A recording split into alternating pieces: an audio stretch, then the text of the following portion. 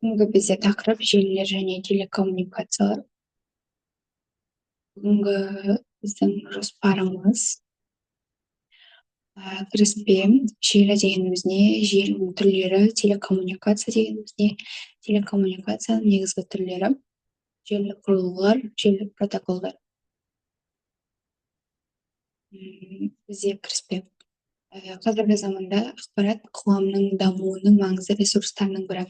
Ақпаратты өңдеу, сақтау, қашықтықтан жеткізу үшін түрлі технологиялар мен инфрақұрылым қажет.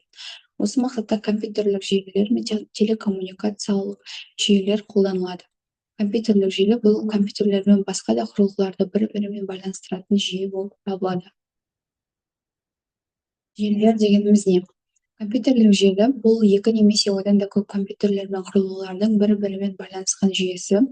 Бұл құрылғылар желі арқылы деректермен, ресурстармен бөлісе алады. Желілердің көмегімен қолданушылар арасында ақпарат алмасу жеңілдейді. Әртүрлі қызметтерді бір орталықтан басқаруға мүмкіндік туады. Сонымен қатар желілер ұйымдардағы жұмыс процестерін автоматтандыруға, тиімділікті арттыруға және шығындарды азайтуға ықпал ете алады. Келесі бізде желілердің түрлері. Желілер бізде жалпы өзі аумақты қамту аймағына байланысты 4 түрге бөлінетін болады. Ең бірінші локалдық желі бұл бір ғимараттың немесе мекеменің ішіндегі компьютерлерді біріктіретін шағын желі болып табылады. Екіншісі ауқымды желі.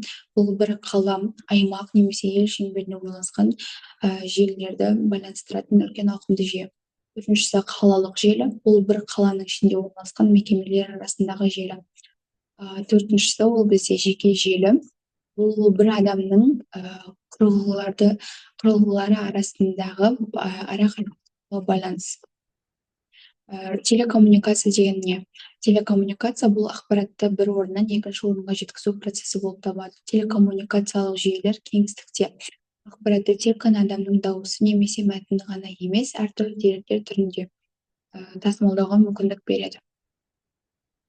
Жалпы осы телекоммуникацияның басты түрлерін белгіледім. Ол бізде ең біріншісі телефон байланысы. Телефон жүйелері адамның арасындағы ауызша байланыс орнатуға мүмкіндік береді. Екіншісі радио және телевизиялық хабар тарату. Радио мен телевизия мәліметтерді дауыс және бейне түрінде тарата алады. Үшіншісі ол бізде спутниктік байланыс. Спутниктер жер бетінде орналасқан құрылғылар мен желілерді бір-бірімен байланыстыруға мүмкіндік береді. Бұл технология қашықтықтан байланыс орнатуға, интернет қызметтерін ұсынуға және теледидар сигналдарын таратуға пайдаланылады. Және төртіншісі интернет байланыс. Интернет телекоммуникациялық жүйелердің ең маңызды түрі болып табылады. Ол бүкіл әлемді біріктіреді. Компьютерлер мен мобильді құрылғылар интернет арқылы бір-бірімен байланысып, ақпарат алмаса алады. Желілік құрылғылар бізде 5 түрге бөлінеді. Ең біріншісі маршрутизатор. Бұл желілерді біріктіріп, деректерді түрлі желілер арасында бағыттайтын құрылғы. Коммутатор бұл деректерді бір құрылғыдан екінші құрылғыға бағыттайтын құрылғы. Қосқыш бұл бірнеше құрылғыны бір жерге қосуға мүмкіндік береді. Модем бұл компьютердің интернетке қосылуын қамтамасыз етеді.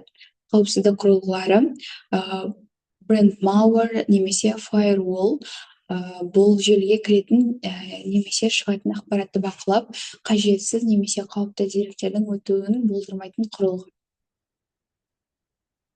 Желілік протоколдар бізде осы 3 түрін белгіледім. Ең біріншісі Transmission Control Protocol. Бұл интернет пен басқа да желілерді деректердің жеткізілуін қамтамасыз ететін ең негізгі және кең таралған протоколдардың бірі. Екіншісі Hypertext Transformer протокол. Бұл веб браузерлер мен веб серверлер арасындағы деректерді тасымалдау протоколы. Үшіншісі File Transfer протокол. Бұл жер арқылы файлдарды тасымалдау үшін қолданылатын протокол.